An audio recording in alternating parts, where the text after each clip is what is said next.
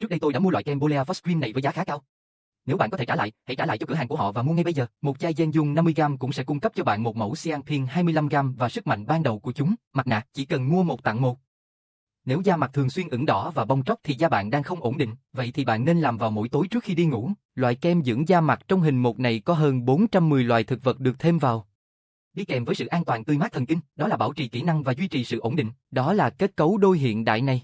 Tôi thực sự bất ngờ khi đẩy nó đi chỉ bằng một cú vuốt, không nhờn hay ngột ngạt chút nào. Nói sự thật, một sự kiện lớn như vậy ở Bolea thực sự rất hiếm. Click mở nếu giá vẫn như cũ, có rất nhiều. Đừng ngần ngại nữa.